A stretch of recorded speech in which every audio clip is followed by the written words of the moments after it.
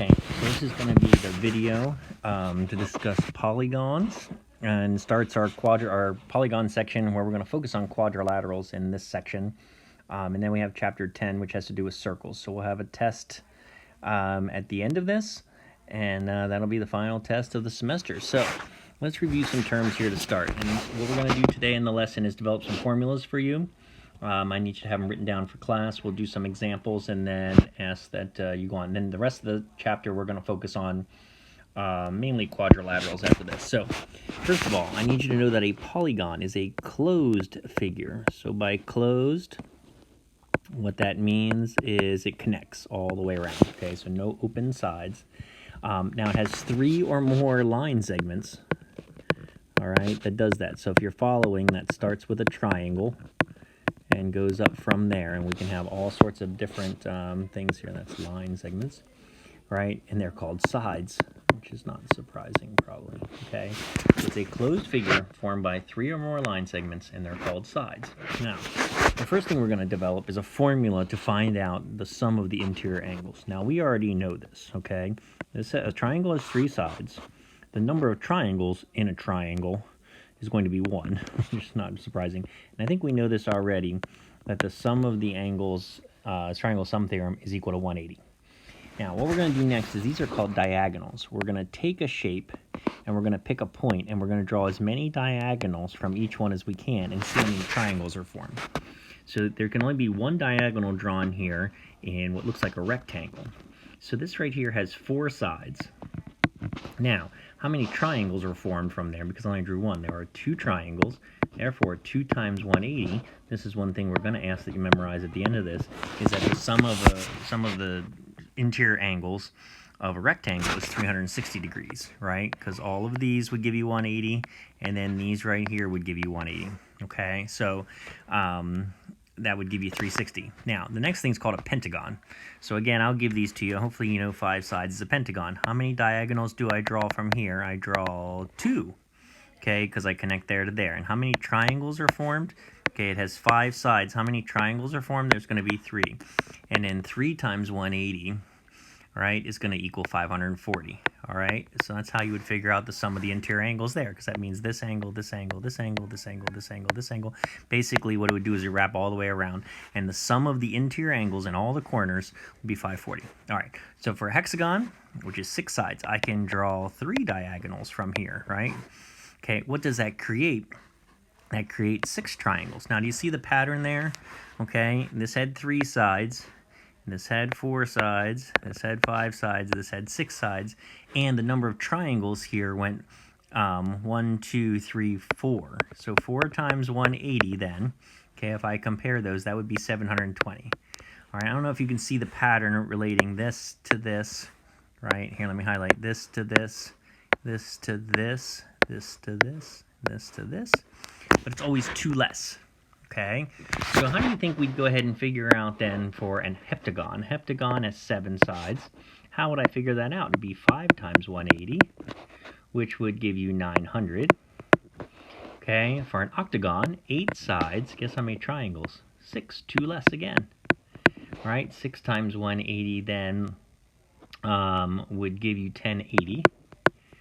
Okay, and then a nonagon, not very popular, that would have 7 triangles because of the pattern here, 2 less triangles, so that would give you 1260. And finally, a decagon has 10 sides. It would have 8 triangles formed by the diagonals, times 180 would give you 1440. Okay, now here's the formula then, if you can picture it. We're going to look at this list here and come up with a formula. Well, what do I do if n is the number of sides? Okay, then what we're going to do down here is if S, and we use big S for sum.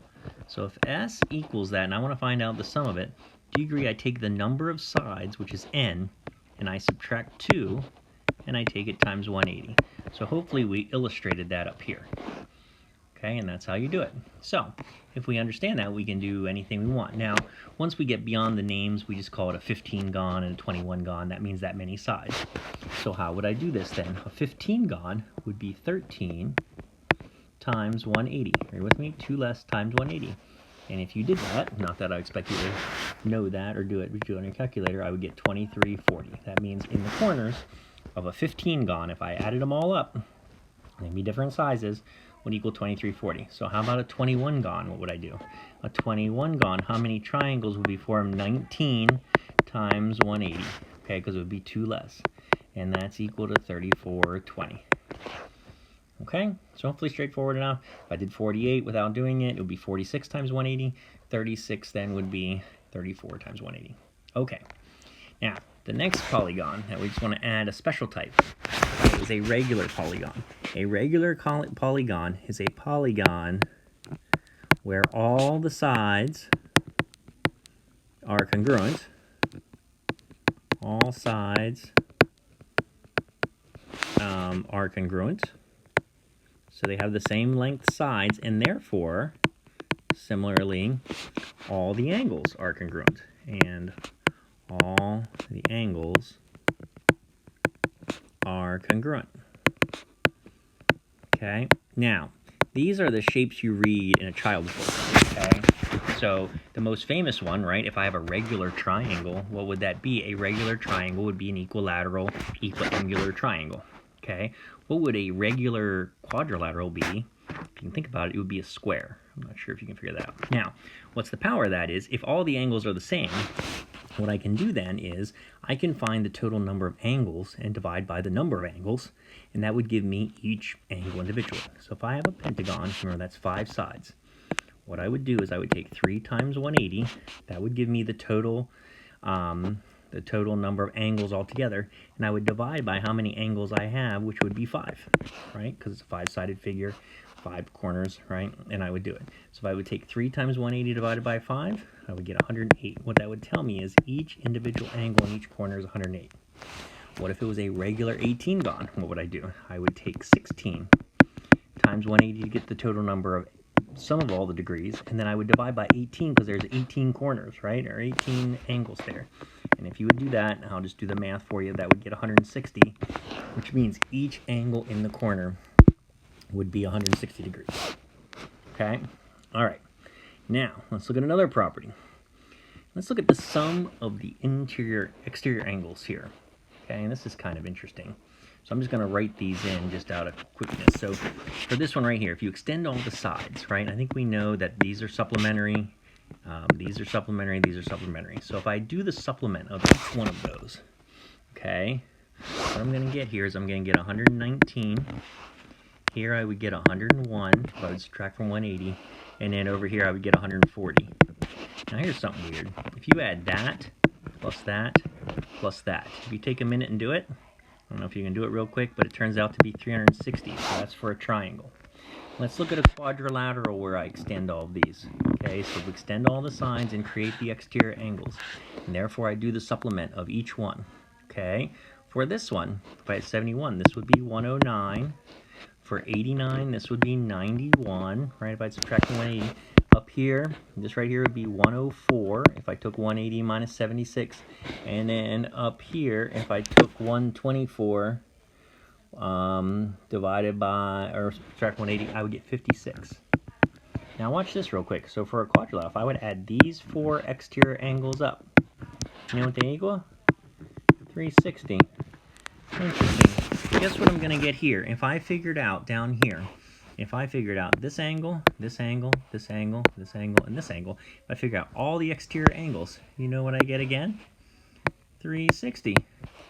Guess what over here? If I figured out this angle, this angle, this angle, I figured out all these angles all the way around, all the exterior angles, not shockingly, I guess, it's 360. So one of the rules that we can do is that, what can you conclude about the sum of the exterior angles of a polygon, of any polygon, okay, of any polygon, right, is that, right, the sum of the exterior angles is always, I'll put always, 360 degrees. So kind of interesting, maybe, pretty easy rule to know. Now, what can we use to do that for? Well, it says here, this is going to help me figure out maybe then how many sides very easily for a polygon. So for number 7, what is the measure of each exterior angle now of a regular hexagon? So if we do this one, we already know that the total is 360. Okay, so the sum of all the exterior angles is 360. How many exterior angles do you have? Well, you have as many exterior angles as you have interior angles. So on a hexagon, basically relates to the number of sides, so I would divide by 6. What this would tell you then is I would get 12. Now, if 12 basically tells me the degrees, so this is what each degree would be. Okay, oops, let me get rid of that degree. That's not a degree. Okay, then what do we do? How many sides does it have? All right, so if the exterior angle of a regular polygon is that, oh, I'm sorry, I did that wrong. What am I doing? This is 60. Holy crap, 60. So that would tell you each exterior angle is 60. So if you're finding the measure of each exterior angle, you're just going to take 360 divided by the number of sides. Now let's look at number 9. Number 9 says, what happens if I give you the exterior angle? Let's think through this real quick, okay? If the exterior angle is 12 degrees, okay, for this one, all right, and I want to know how many sides it is. Let's think about what this made sense up here. It was 360 divided by the number of sides gave me the degrees. Okay, if I think about that the same way, if I want to know the number of sides, guess what I can do? I'll write it out this way because this is how they like to do it. If I take 360 divided by the number of sides, I should get 12. Now, the simpler way to do that would be to flip-flop these two to start, okay? Where 360 is the total, this is the number of sides, this is the answer. The quicker way to do it then, can you see it? Would just be to take 360 divided by the exterior angle, which would be 12, and I would get 30. Okay, so what would that tell me? This is a 30gon to do that, okay? So that would be a 30gon if I would take 360 divided by the number of sides and get 12, okay, for that one. So that might be a little bit trickier. That's what we're going to look at. So down here real quick then, let me just fill some of this stuff in, okay? How do you figure out the sum of the interior measures of an angle, right? You're going to take n minus 2 times 180, right? That's what we started off with. You take the number of sides, subtract from 2, and get 180. Second one's pretty simple. What is the sum of the exterior angle measures? It's always going to be 360. No formula for that. All right. For the next one here then, an interior angle measure of a regular polygon. How are you going to figure that out?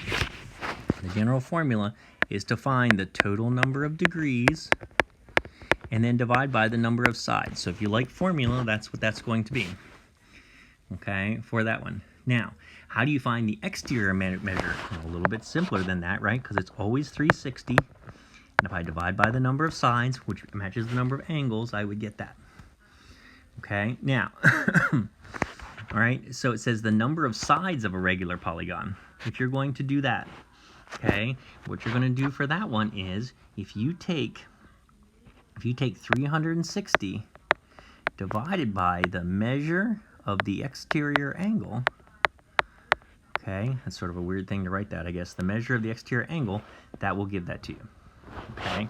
So what we'll do in class the next time is we will start the practice questions and go through it. So let's review real quick here, though, what we're able to do up here. We reviewed sort of names of shapes and how to find out the sum of the interior angles using diagonals. And we saw a pattern that if you subtract 2 times 180, you get the sum. What does that allow me to find? In a regular polygon, I can find the measure of each angle because I can find the sum and divide by how many angles there are. Then we did a quick thing on exterior angles, and through some analysis, we figured out a very simple rule that says all the exterior angles are always equal to 360 no matter what. Okay? What does that allow me to do? I can find out the exterior angle of any polygon by taking 360 divided by the number of sides. Lastly, if I give you an exterior angle of a regular polygon, what I can do is I can divide by that, and it actually gives me the number of sides. So, thanks for listening, and we'll go over these.